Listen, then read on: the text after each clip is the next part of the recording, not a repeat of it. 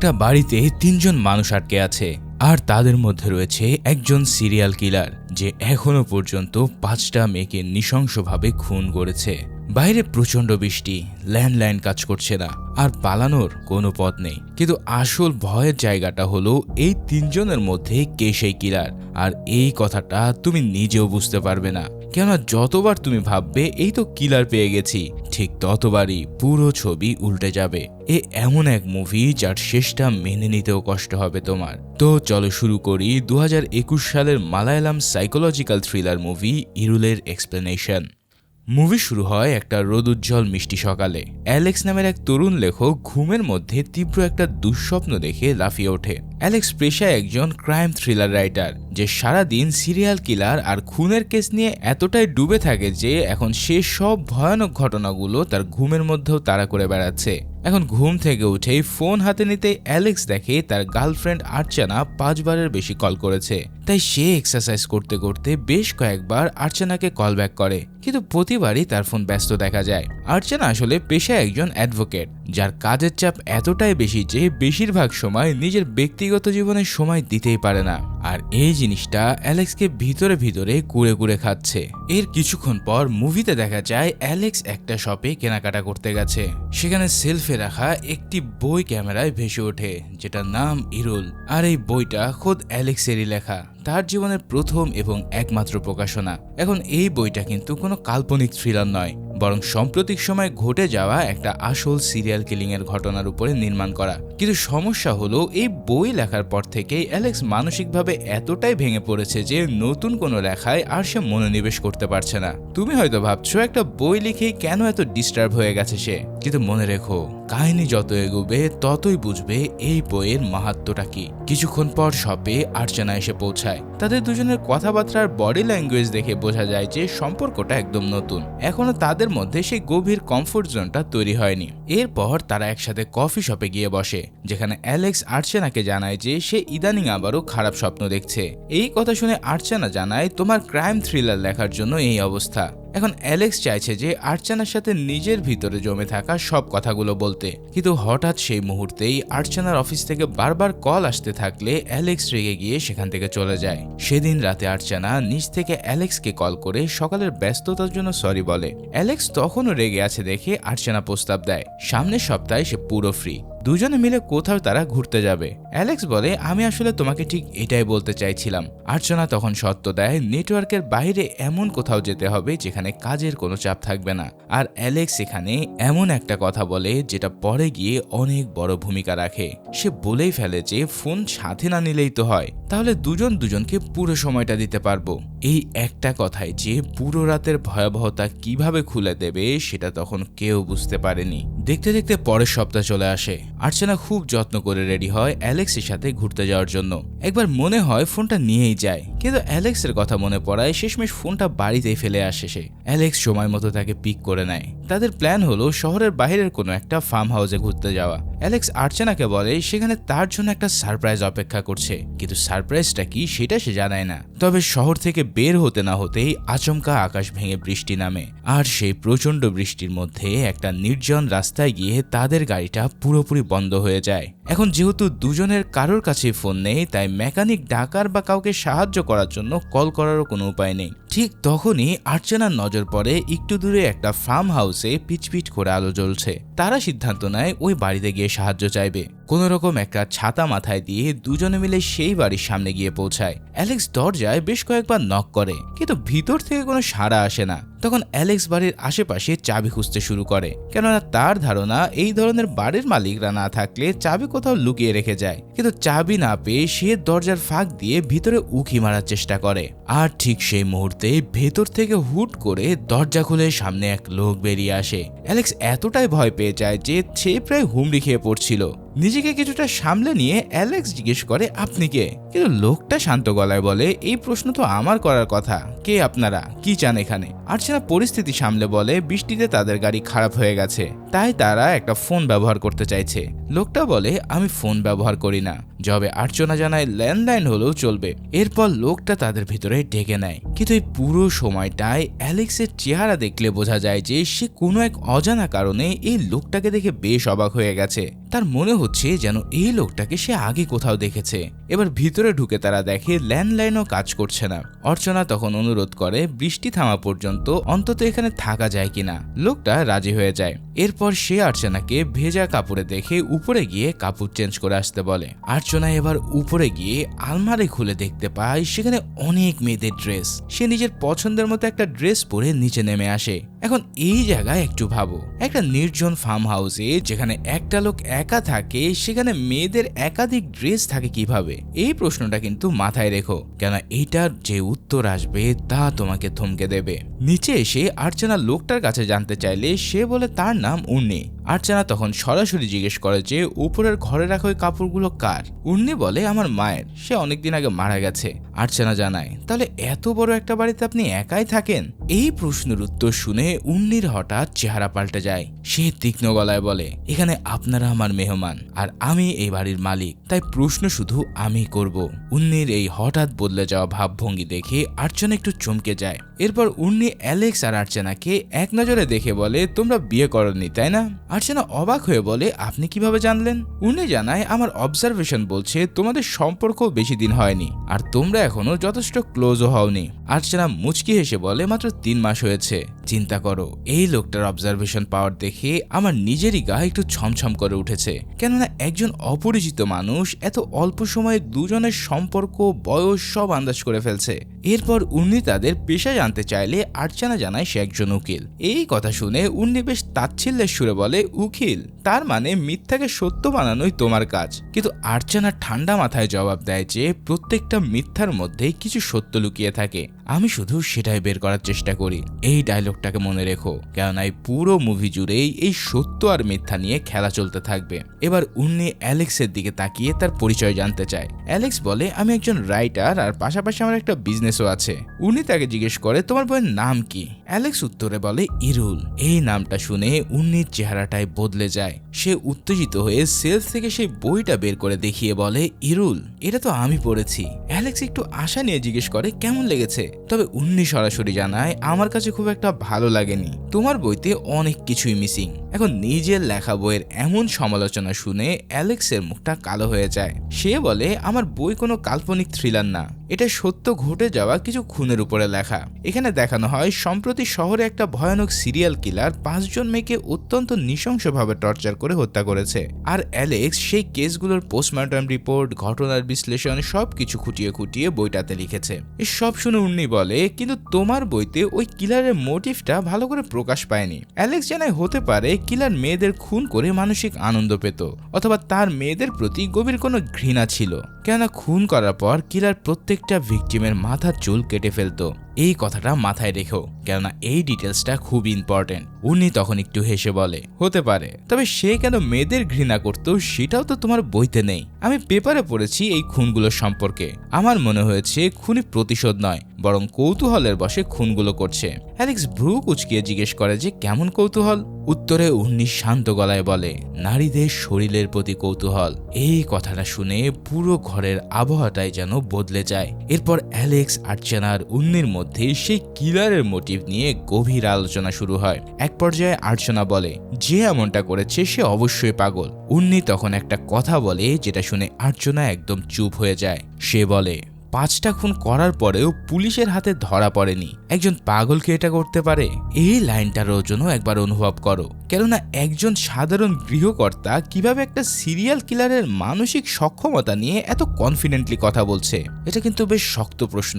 এখন তুমি যদি এতক্ষণে এই মুভিটার টেনশন ধরতে পারো তাহলে এখনই একটা কাজ করো, তোমরা সিনে থ্রিলার বিডিতে সাবস্ক্রাইব করে রেখো, কেননা এই ধরনের মাইন্ড ব্লোয়িং থ্রিলার মুভি আমরা রেগুলার নিয়ে আসি। তো এবার চলো দেখি পরে কি হয়। উন্নি এবার অর্চনাকে জিজ্ঞেস করে যে তোমার মতো খুনি ধরা পড়লেও তার কি শাস্তি হওয়া উচিত? আর্চনা উকিল স্বরূপ জবাব দেয় যে আগে তার মানসিক পরিস্থিতি পর্যবেক্ষণ করতে হবে এবং সেই অনুযায়ী পদক্ষেপ নেওয়া উচিত। উন্নি বলে, কিন্তু অ্যালেক্স তো তার বইতে খুনিকে মৃত দেখিয়েছে।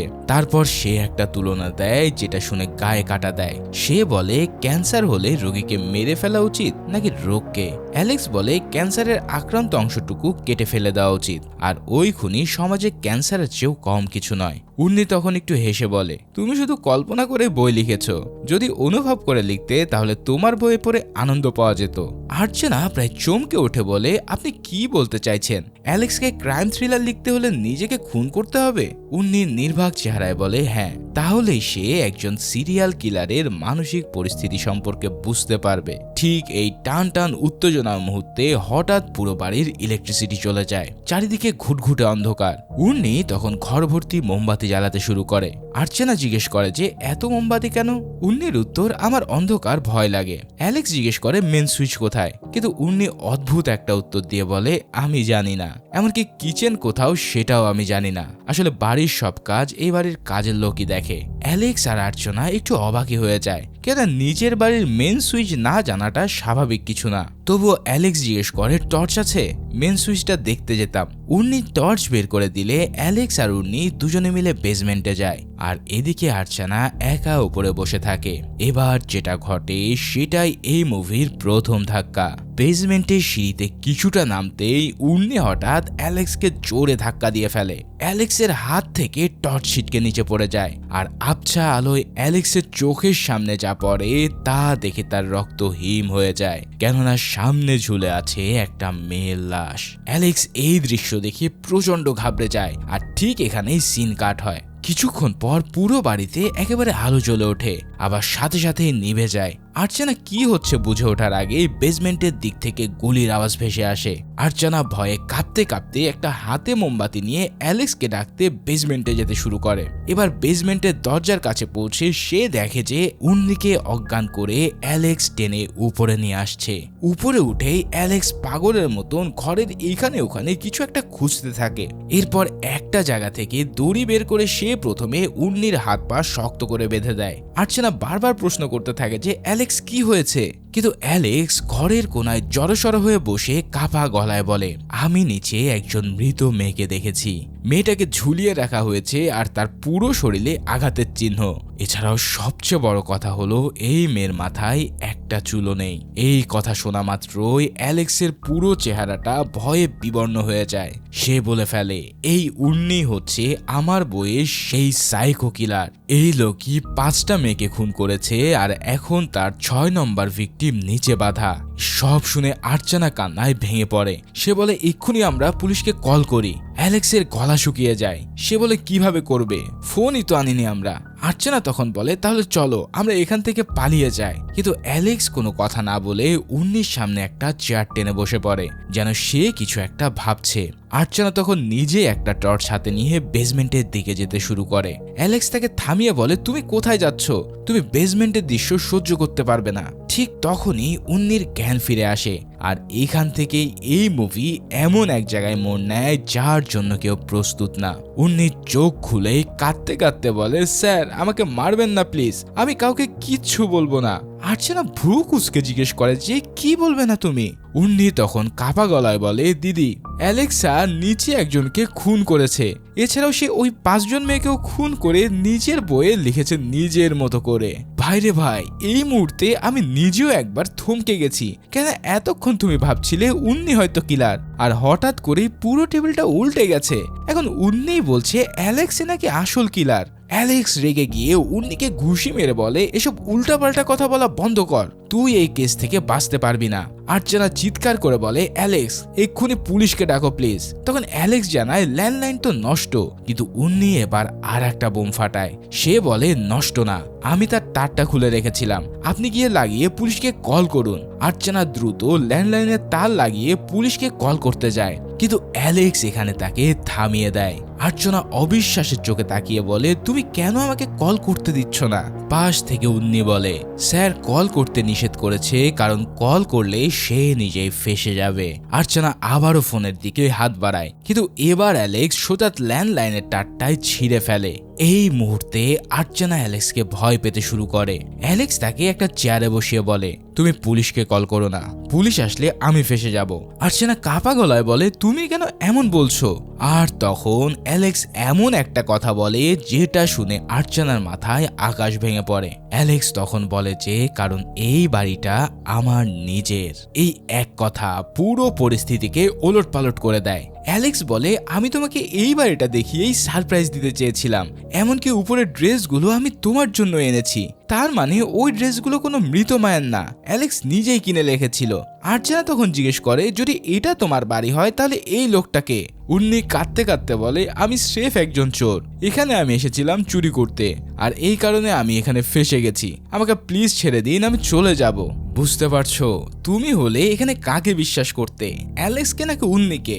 আর্চনা অ্যালেক্সকে বলে, তুমি যদি এই বাড়ির মালিক হয়েও থাকো তাহলে তুমি একে দেখেও কিছু বলনি কেন? অ্যালেক্স বলে, আমি অবাক হয়েছিলাম, তবে জানতে চাইছিলাম যে ও এখানে কেন এসেছে। ভেবেছিলাম পরে বইয়ের জন্য হয়তো একটা কনসেপ্ট পেয়ে যাব। আর্চনা তখন সোজা জিজ্ঞেস করে যে, তুমি ওখানে কি বন্দুক খুঁজছিলে? এটা কার বন্দুক? অ্যালেক্স মাথা নিচু করে বলে, আমার। আর্চনা কান্নায় ভেঙে পড়ে বলে, প্লিজ পুলিশকে কল করো, আমরা সব সত্যটা তাদের বলে দেব। অ্যালেক্স বলে, ওরা আমাদের কথা কিছুই বিশ্বাস করবে না, কেননা খুন হয়েছে আমার ঘরে, গুলি থেকে আমার বন্দুক বের হয়েছে, এছাড়াও আমি এই খুনের উপরেই বই লিখেছি, এই সব কিছু মিলে ওরা আমাকেই খুনি ভাববে। তখন পাশ থেকে উন্নি বলে ওঠে, দেখেছেন কিভাবে সব প্রমাণ সামনে থাকতেও নিজেকে নির্দোষ দাবি করছে? এবার তুমি একটু ভাবো, সত্যিই তো সব এভিডেন্স অ্যালেক্সের বিরুদ্ধে, নিজের বাড়ি, নিজের বন্দুক, সিরিয়াল কিলিং এর উপরে বই লেখা। পুলিশ আসলে প্রথমে কাকে সন্দেহ করবে? অবশ্যই অ্যালেক্সকে। অ্যালেক্স এবার আর্চনাকে বলে, তুমি তো আমাকে ভরসা করো, প্লিজ আমাকে সাহায্য করো, আমি সব ঠিক করে দেব। আর্চনা বলে, কিভাবে? অ্যালেক্স গিয়ে উন্নিকে মারতে মারতে বলে, আমি ওর মুখ থেকে এই সব সত্য স্বীকার করিয়ে ছাড়বো। সবকিছু রেকর্ড করতে সে এবার পকেট থেকে ফোন বের করে। আর ঠিক এই মুহূর্তে আর্চনা চিৎকার করে বলে ওঠে, অ্যালেক্স তুমি ফোন নিয়ে এসেছো? তুমি আমাকে মিথ্যে বলেছো কেন? সত্যি করে বলো, আমাকে এখানে তুমি কেন নিয়ে এসেছো?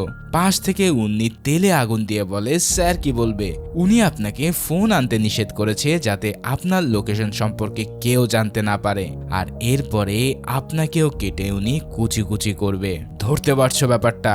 অ্যালেক্স আর্চনাকে ফোন না আনতে বলেছে, কিন্তু নিজেই সে ফোন নিয়ে এসেছে, আর এই বাড়িটাও তার নিজের। তার মানে আর্চনাকে এমন একটা জায়গায় নিয়ে আসা হয়েছে যেখানে সে সম্পূর্ণ বিচ্ছিন্ন, কেউই জানে না সে এখন কোথায়। যদি অ্যালেক্স সত্যি কিলার হয় তাহলে এটা একটা পারফেক্ট ট্র্যাপ। আবার উন্নি যদি ম্যানিপুলেট করে তাহলে সে সত্যিটাকে এমন ভাবে ঘুরিয়ে দিচ্ছে যে সব প্রমাণ অ্যালেক্সের বিরুদ্ধেই চলে যায়। একদিকে উন্নি অ্যালেক্সকে কিলার বলছে, আর অন্যদিকে অ্যালেক্স উন্নির কাছ থেকে সব স্বীকার করাতে চাইছে। এই দুজনের মাঝে আর্চনা পুরোপুরি পাগল হয়ে যায়। সে চিৎকার করে অ্যালেক্সের কাছে সত্যটা জানতে চায়। অ্যালেক্স তখন রেগে গিয়ে উন্নিকে আবারও মারতে আসে। আর্চনা এতটাই ভয় পেয়ে যায় যে অ্যালেক্সের ফোন নিয়ে উপরের ঘরে লুকিয়ে পড়ে। সে পুলিশকে কল করতেই যাবে, ঠিক তখনই অ্যালেক্স এসে তাকে আবারও বাধা দেয়। এবার সে আর্চনার দিকে বন্দুক তাক করে বলে যে, তুমি কেন বুঝতে চাইছো না? আমি যেরকম বই লিখেছি ওই কিলার ঠিক সেভাবে আমাকে ফাঁসাতে চাইছে, এর জন্য সে আমার বাড়িতে এসে খুন করেছে। আর্চনা ভয় একদম স্থির হয়ে যায়, সে তার মুখ দিয়ে কথা পর্যন্ত বলতে পারে না। অ্যালেক্স তখন নিজেই আর্চনার হাতে বন্দুক দিয়ে বলে, তোমার যা ভালো মনে হয় তাই করো, তবুও আমাকে অবিশ্বাস করো না। এদিকে অ্যালেক্স নিচে এসে দেখে উন্নি পায়ের বাঁধন খুলে পালানোর চেষ্টা করছে। অ্যালেক্স তাকে টেনে ভেতরে আনতেই আর্চনাও সেখানে চলে আসে। উন্নি আর্চনাকে দেখে আবারও কাঁদতে শুরু করে। সে বলে, দিদি আমাকে ছেড়ে দিন আর আপনিও পালিয়ে যান। আর্চনা তাকে চেয়ারে বসিয়ে জিজ্ঞেস করে যে, তুমি এখানে কেন এসেছো? যদি চোর হয়েই থাকো তাহলে আমাদের দেখে পালিয়ে গেলে না কেন? উন্নি বলে, আমি তো আপনাদেরকে পথিক ভেবেছিলাম, সব প্রশ্ন আমাকে না করে স্যারকে জিজ্ঞেস করুন। ফোন থাকা সত্ত্বেও কেন বলেছে ফোন আনেনি। অ্যালেক্স এবার বলে আমি ফোনটা অ্যালার্ম লাগানোর জন্য এনেছি। সে পকেট থেকে একটা রিং বের করে আর্চনাকে দেখায়। সে বলে আজ আমি তোমাকে বিয়ের প্রপোজ করতে চেয়েছিলাম। এই রিংটা দেখে আর্চনার এবার কিছুটা স্বস্তি হয়। এবার অ্যালেক্স উন্নিকে চাপ দিয়ে বলে যে তুই না বলেছিস সেখানে চুরি করতে এসেছিস, বল কি চুরি করতে এসেছিলি। আর্চনাও একই প্রশ্ন করলে উন্নি বলে আমি পুলিশকে বলবো, পুলিশকে ডাকুন আপনারা। আর্চনা আবারও অ্যালেক্সকে জিজ্ঞেস করে যে তুমি আসলেই কেন পুলিশ ডাকছো না। অ্যালেক্সের চেহারা এবারও বদলে যায়। সে একটু থেমে গিয়ে বলে আমি দ্বিতীয়বার এই ঘরে পুলিশ ডাকতে চাই না। আমার মায়ের মৃত্যুও এখানে হয়েছিল। পাশ থেকে উন্নি ঠান্ডা গলায় বলে মৃত্যু না, খুন। আর সেই খুনি কখনো ধরা পড়েনি। অ্যালেক্স এই কথা শুনে একদম চুপ হয়ে যায়। মুভির এই পর্যায়ে সে ভিউয়ারকে আসলে এমন একটা জায়গায় দাঁড় করানো হয় যে কেউ কাউকেই বিশ্বাস করতে পারে না। অ্যালেক্সের মায়ের খুন যেটা কখনো সলভ হয়নি, সেটাও কি অ্যালেক্সের করা, নাকি উন্নি সেটাও জানে কারণ সে নিজেই হচ্ছে কিলার। এখানে মুভিটা পছন্দ হলে অবশ্যই একটা লাইক করে দিও, কেননা এই মুভির আসল গেম তো এখন শুরু হচ্ছে। এবার উন্নি আর্চনাকে একটা বক্স দেখিয়ে বলে যে আপনি জানতে চেয়েছিলেন না আমি কি চুরি করতে এসেছি, ওই বক্সটা চুরি করতে এসেছি। আর্চনা এবার বক্সটা খুলে যা দেখে তাতে তার হাত পা ঠান্ডা হয়ে আসে। বক্সটার ভিতরে রাখা আছে 5টা আঙ্গুলের রিং, ঠিক সেই 5 জন খুন হওয়া মেয়ের ফিঙ্গার রিং। আর অ্যালেক্স আর্চনার জন্য ঠিক একই ধরনের একটা রিং এনেছে। তার মানে কি অ্যালেক্স প্রত্যেকটা ভিকটিমের কাছ থেকে ট্রফি হিসেবে রিং রাখতো। এই ক্লুটা এতটাই শক্তিশালী যে আর্চনা এবার সত্যিকারেই ভেঙে পড়ে। আর্চনা পুরোপুরি ধৈর্য হারিয়ে চিৎকার করে বলতে থাকে যে আমি জানতে চাই নিচে কি হয়েছিল। অ্যালেক্স তখন বলে নিচে যেতে উনি আমাকে ধাক্কা দিয়ে টর্চ ফেলে দেয়। আমি আবছা আলোতে সামনে কিছু একটা দেখি, তাই পাত্তা না দিয়ে মেন সুইচটা অন করি। তবে পেছনে তাকাতেই মেয়েটার ঝুলন্ত লাশ দেখতে পাই। তখন উন্নি আমাকে 2বার গুলি করে, কিন্তু আমি তাকে ধাক্কা দিলে একটা গুলি লাশের পাশে আর আরেকটা গুলি মেন সুইচে গিয়ে লাগে। আর্চনা ভুরু কুচকে বলে যে কিন্তু আমি তো একবারই গুলির শব্দ শুনেছি। উন্নি এবার শুরু করে নিজের ভার্সনে বলা। সে বলে স্যার মিথ্যা বলছে, সত্যিটা হলো আমরা দুজনেই পা পিছলে পড়ে যাই। স্যার উঠে মেন সুইচ অন করতেই আমি সামনে লাশ দেখে ঘাবড়ে যাই। তখনই স্যার আমার মাথায় টর্চ দিয়ে আঘাত করে। এছাড়াও উন্নি আরো বলে যে ওই মেয়ে এখনো জীবিত থাকতে পারে। এই জীবিত কথাটা শুনে অ্যালেক্স দৌড়ে বেসমেন্টের দিকে যায়। উন্নি চিৎকার করে বলে স্যারকে আটকান ম্যাম, নাহলে স্যার তাকে মেরে ফেলবে। আর্চনা আর উন্নি দুজনেই অ্যালেক্সের পিছনে পিছনে বেসমেন্টে যায়। সেখানে গিয়ে আর্চনা দেখে অ্যালেক্স ইতিমধ্যে মেয়েটাকে নিচে নামিয়ে এনেছে। অ্যালেক্স মেয়েটার পালস চেক করে বলে যে মেয়েটা একটু আগেই মারা গেছে, কিন্তু আর্চনার মনে সন্দেহ জাগে, কেননা একমাত্র তো অ্যালেক্সই একা নিচে গেছে, তাহলে সেই কি মেয়েটাকে মেরেছে। এর মধ্যে অ্যালেক্স আর উন্নির মধ্যে ধস্তাধস্তি শুরু হয়। আর্চনা মাঝে এসে থামাতে গেলে অ্যালেক্স রেগে গিয়ে তাকে একটা থাপ্পড় দিয়ে বসে। আর্চনা পড়ে গিয়ে লাশের কাছে, তখন সে দেখে লাশের শরীর থেকে তাজা রক্ত বের হচ্ছে। একজন মৃত মানুষের শরীর থেকে তাজা রক্ত বের হওয়া মানে মেয়েটা বেশিক্ষণ আগে মারা যায়নি, হয়তো এই মাত্রই মারা গেছে। এই দৃশ্য দেখে আর্চনা এবার পুরোপুরি নিশ্চিত হয়ে যায় যে অ্যালেক্সই খুনি। সে উপরে গিয়ে বন্দুক নিয়ে এসে সোজা অ্যালেক্সের দিকে তাক করে। অ্যালেক্স তখনও নিজেকে বাঁচানোর চেষ্টা করে বলে যদি আমি খুনি করতাম তাহলে শুরুতেই তোমাদের দুজনকে আমি মেরে ফেলতে পারতাম, কারণ আমার কাছে আগে থেকে বন্দুক ছিল। উন্নি তখন বলে আপনি আমাকে মারেননি কারণ আপনি শুধু মেয়েদের মারেন। অ্যালেক্স রেগে গিয়ে উন্নির দিকে বন্দুক তাক করলে উন্নি ভয়ে কাঁদতে থাকে। এদিকে অ্যালেক্স এবার আর্চনা আর উন্নি দুজনকেই বন্দুকের মুখে উপরে নিয়ে আসে। তারপর বাইরে গিয়ে গর্ত খুঁড়ে আর আর্চনার সামনে নিজ হাতে ওই মেয়েটার লাশ চাপা দেয়। আর্চনা এই দৃশ্য দেখে একেবারে পাথর হয়ে যায়। সে না পারছে কিছু বলতে কিংবা না পারছে কান্না করতে। ভেতরে এসে সে আবার নষ্ট ল্যান্ডলাইন থেকে পুলিশকে কল করার চেষ্টা করে। ঠিক তখনই অ্যালেক্স ভিতরে ঢোকে আর আর্চনা এবার কোনো দ্বিধা না করে সরাসরি অ্যালেক্সের দিকে বন্দুক তাক করে। অ্যালেক্স তাকে বোঝানোর জন্য কাছে আসতে চায়, কিন্তু আর্চনা ভয়ে কাঁপতে কাঁপতে অ্যালেক্সকে ফাইনালি গুলি করে দেয়। অ্যালেক্স গুলি খেয়ে মেঝেতে ভেঙে পড়ে। সে বুঝতে পারে সে আর বাঁচবে না, তাই সে শেষ শক্তি দিয়ে আর্চনাকে বারবার বলতে থাকে তুমি পালাও এখান থেকে, এক্ষুনি পালাও। আর ঠিক সেই মুহূর্তে পেছন থেকে উন্নি এসে একটা শয়তানি হাসি দেয়। তার মানে বুঝতেই পারছো আসল খুনি অ্যালেক্স না, আসল খুনি ছিল উর্নি। সে আর্চানার হাত ধরে বলে অ্যালেক্স যা বলছিল সবকিছু সত্যি। এই একটা লাইনই পুরো মুভিটাকে উল্টে দেয়। এই কথা জানার পর আমার গায়ে কাঁটা দিয়ে উঠেছে, কেননা এতক্ষণ ধরে উর্নি যে অসহায় ভিকটিমের অভিনয় করে যাচ্ছিল সে সব কিছু ছিল স্রেফ নাটক। সে নিজেই আসল সিরিয়াল কিলার। সে নিজেই ওই 5টা মেয়েকে খুন করেছে, আর ষষ্ঠ ভিকটিমকেও সে মেরেছে এই বেসমেন্টে। আর সে জানতো এই সব প্রমাণ অ্যালেক্সের বিরুদ্ধেই যাবে, কেননা বাড়ি অ্যালেক্সের, বন্দুক অ্যালেক্সের, আর বই সেটা তো অ্যালেক্সের নিজের লেখা। এভাবেই উর্নি পুরো রাত ধরে আর্চানাকে এমনভাবে ম্যানিপুলেট করেছে যে শেষমেশ আর্চানা নিজ হাতেই তার বয়ফ্রেন্ডকে গুলি করে মেরে ফেললো। উর্নি এরপর আর্চানার দিকে তাকিয়ে বলে, এর জন্যই আমি মেয়েদের ঘৃণা করি। তোমরা সত্যটা চিনতে পারো না।